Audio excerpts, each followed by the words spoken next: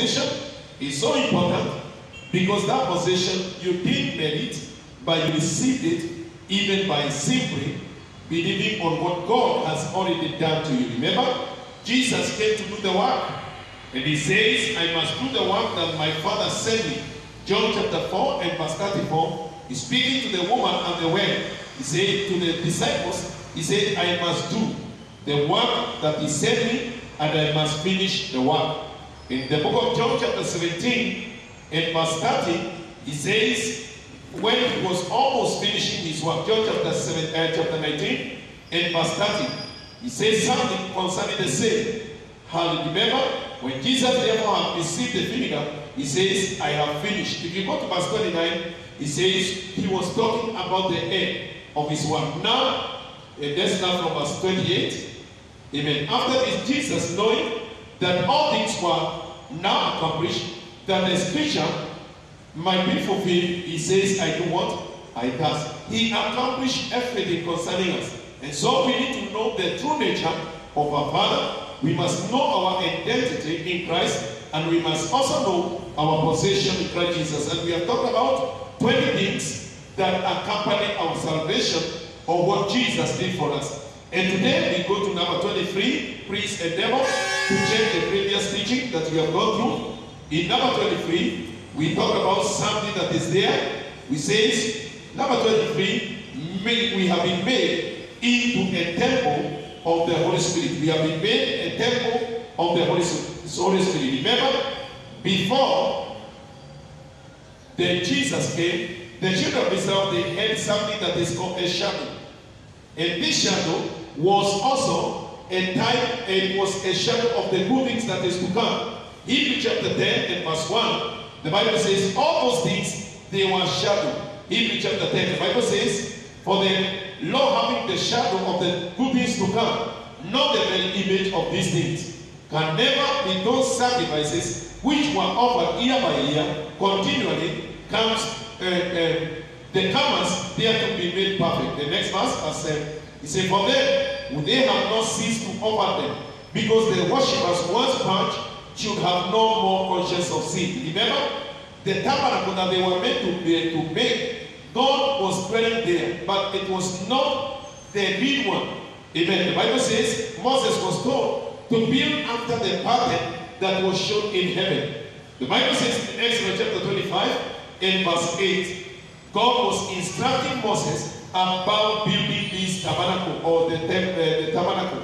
The Bible says like this, and let them make for me a sanctuary that I may dwell among them. That was a shadow of the reality of what we have in Christ Jesus. What is the reality of what we have in Christ Jesus? This is the reality.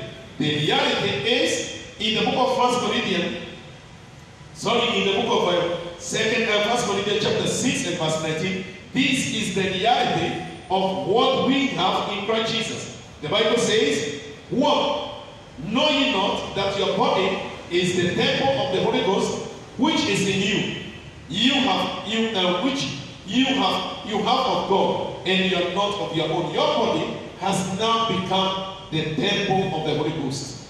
Praise the Lord. Before, they made something with their own hands, which was a pattern of the things in heaven.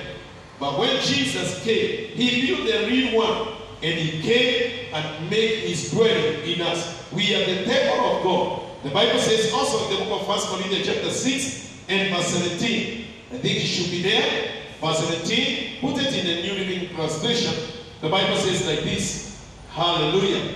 He said, the person who is joined to the Lord become one spirit with him. So we are one spirit. God dwells in us by the Holy Spirit. Praise the Lord. Then we move from there. We went to the next one, which says, we have been perfected forever. The word perfect simply means we have been brought to what you call completion. Amen. Remember? Colossians chapter 2 verse 10, the Bible says you are complete now. Anything that God ever wanted to do in man, it is already complete. You are complete through the union with Christ. Before, they were offering sacrifices. Could not make them complete. Hebrews chapter 10 and verse 2, we read there. What does it say? It says they were daily offering sacrifice that could not make them what? Complete. He says, if they could have provided a perfect present, the sacrifice would have stopped, and for the worshippers would have been purified once and for all time, and their feeling of duty would have done what? Disappeared. But when Jesus came, he made us complete before our Father. Hebrews chapter 10 and verse 10. Let's read there. Verse 14, sorry. Hallelujah. We have been brought to complete or to perfection. There is nothing that God wants to be added to you apart from what he has already done by himself. Praise the Lord. The only thing that he wants is that which he has done to start to make a manifestation from inside to outside. Even you are complete. There is nothing you lack, and there is nothing you do what? You need. You lack nothing, nothing do you need. The Bible says, for by one offering, he has perfected forever those who have been made what? Perfected. Perfected. Now, that is, there is nothing to be put it in Amplified version. We go deeper and deeper in different versions. Amplified version. The Bible says, by a single offering, he has forever completely graced and perfected those who have been concentrated and made holy. There is nothing today that God wants anyone to add. Amen. You are perfect and you are complete in him. Praise the Lord. There is nothing now you can offer to buy. Everything that was ever needed for you, it has already been paid for, and you have been perfected forever. Praise the Lord. Number 25, that is, you have been translated out of death into life. Remember, we talked about when man sinned, he became dead. In the book of Romans chapter 5 and verse 4, let's try to define which type of death is this. Man from that time, he carried what we call the nature of Satan. Therefore, a sin came to the world through one man. Remember, we are not talking about the sin behavior, we are talking about the sin nature. The nature of the devil. And the devil is a result of sin. So death spread unto all men, no one being able to stop it or to escape a power, because all men did what? Sin. Listen, this is what we call the dead nature. What is that nature? It is simply the nature of the devil. Amen. We took over the nature of what? Of the devil. If you look in the book of Romans chapter 3, let me just show you something so that we shall able to discover about it. Amen. Are you there? Romans chapter 1, chapter 3. Let's read together in verse 9.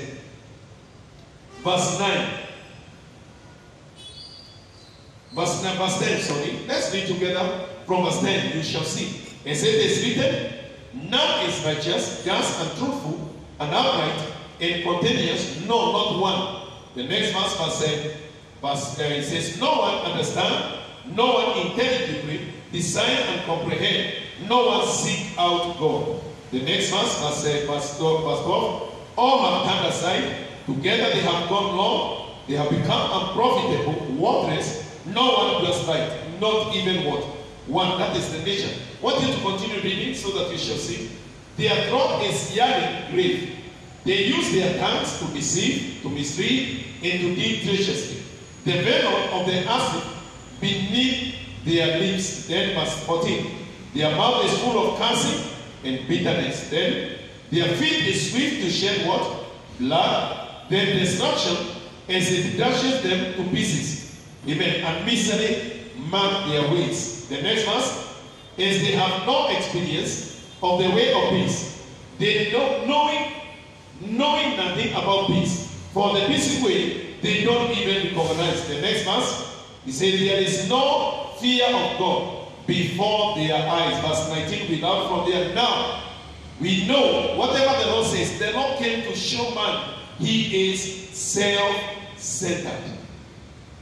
Amen. He is self-centered. And you see, when you come to Christ, one of the things that the Bible makes us to understand is that Christ destroyed what you call self-centeredness. The Bible says in the book of 1 John, let's read together 1 John chapter 2 and verse 9.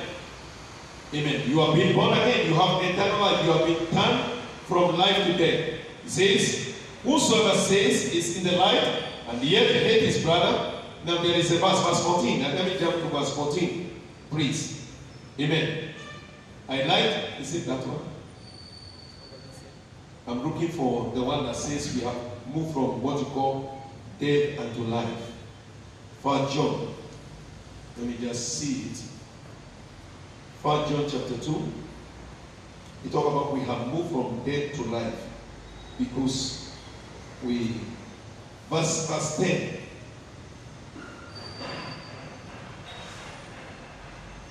Is it that one reading? It says we have moved from light, from darkness to light. It is within 1 John chapter 2 there.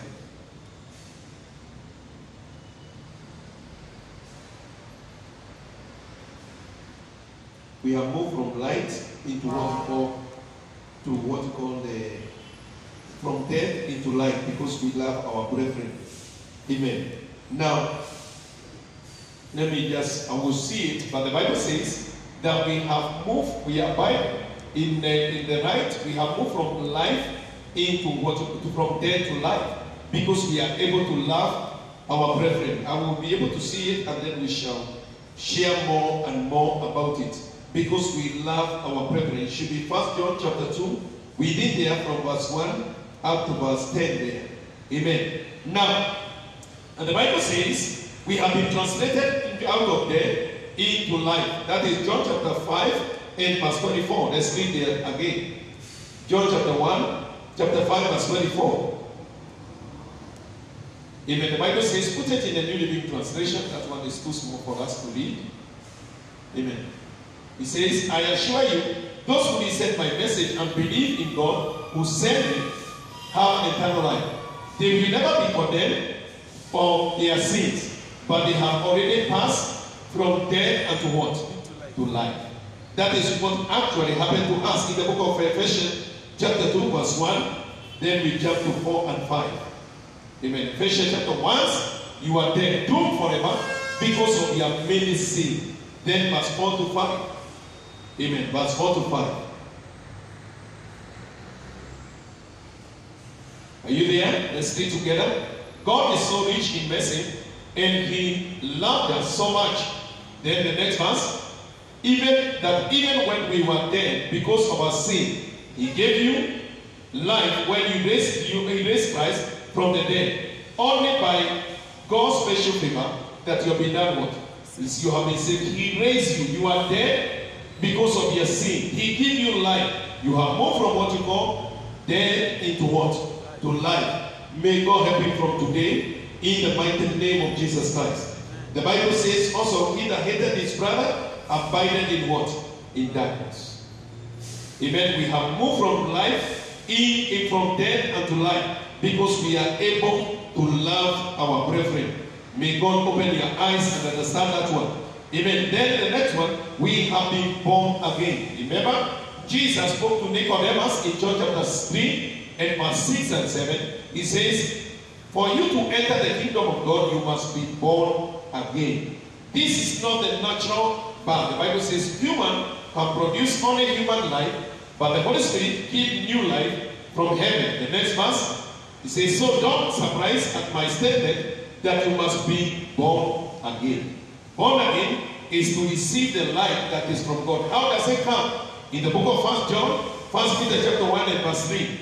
Let's read together how does it come, and then we shall jump to verse 18. 1 Peter chapter 1 and verse 3. It says, all honor to God and the Father of our Lord Jesus Christ, for it is by His boundless mercy that God has given us the privilege of being born again.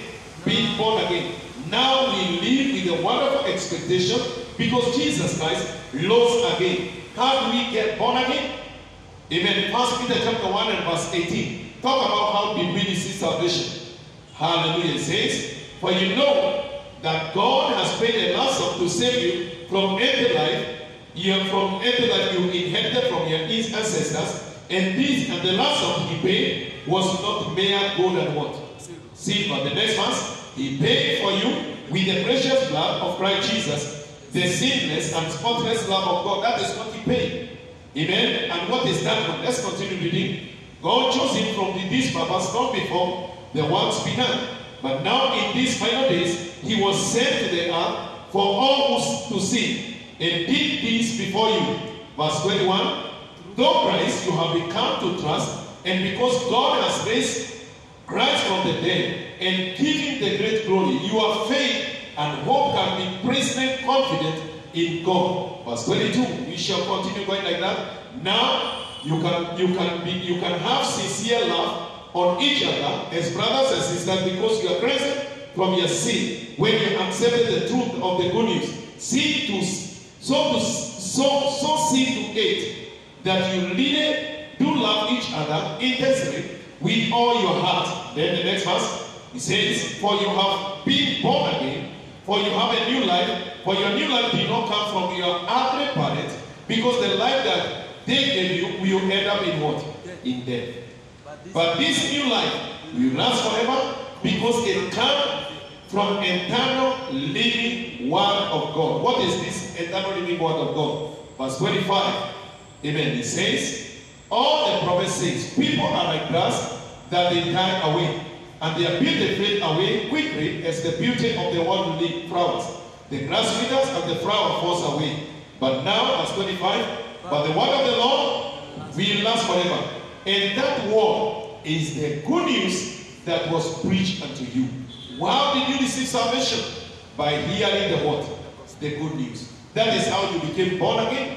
When you heard about what God has done for you in Christ Jesus, you became born again. And that is what we are today in Christ Jesus. The Bible says also that Jesus, when the disciples started preaching, the people were being added. You cannot add yourself in the body of Christ. You must be done what? Added to the body. Added. Amen. You must be done what? Added. May God add you to add many from today, because already you have been added. You cannot add yourself. You must be being added by simply hearing the word, the gospel. The Bible says, let's read together so that you can also be able to know nobody can bring himself to salvation. You must be added by him. Acts chapter 2 in verse 43. 42, Acts chapter 2. He says, amen, verse 5 says, let me just see where it says, and the Lord added. It is not about you. You must be added. Amen. Verse 47. Amen. It says like this, and all were praising God and enjoying the goodwill of all people. Each day the Lord added. Amen. The Lord did what? Added. Not you add yourself. He added how? By hearing the gospel. Acts chapter 5. I think there is something else there. I think there should be a teaching. Something that they were being added. They were being added. Added. Not you yourself adding yourself. Amen. Then it says you have been made holy. Hebrews chapter 10 and verse 10. You have been made what? Holy. Amen. You are not innocent, but you are what? You are holy. Amen. Hebrews 10:10. And what God wants is for us to become holy by the sacrifice of the body of Christ once and for all what? Time. We are holy. Amen. We are holy. That is who we are. As He is, that is why how we are. How He offered the sacrifice by Himself. We are holy. Then we can finish by talking about we are the new creation. Amen. We are the new creation. The Bible says in the book of 2 Corinthians chapter 5 and verse 17, if a man be in Christ, he is a new creation. Amen. You become a new person. You are a new creation. Amen. You may not have changed your features. Your body may not have shrunk. Your body may not have become tall. Amen. If you are being not performing in school when you receive salvation, you didn't start to perform. But listen, the person that came to dwell inside of you, it is a new person. Ephesians chapter 4 and verse 23 there. Put on the new man. There is a new man that is in you, that is created after God. Amen. Instead, there must be a spiritual renewal of your thoughts and attitude. Verse 24. Amen. You must display the new nature, because you are a new person created in God's word. You are a new person. Amen. It is not an old man. Amen. I'm a new person. I'm a new creation that is created after God. May you enjoy the new creation in the mighty name of Jesus Christ. Ephesians chapter 2 and verse 9. You are a new creation. You are created new. There is what you call the regeneration. Your spirit is new now. Amen. Your body the same. Your mind the same. But your spirit became recreated. Salvation is not a reward for the good work, good things you have done. For none of us can boast about it. Verse 10. Amen. He said, for we are God's masterpiece. He has created us new in Christ. Amen. You are God's masterpiece. And you have no fault. You are complete. You are perfect. You are holy. Amen. That is how you are. You are God's masterpiece. And that is how we are today. In the mighty name of Jesus Christ. Hallelujah. We are made children of God. That is also we are adopted as a son. Remember, we said we are complete.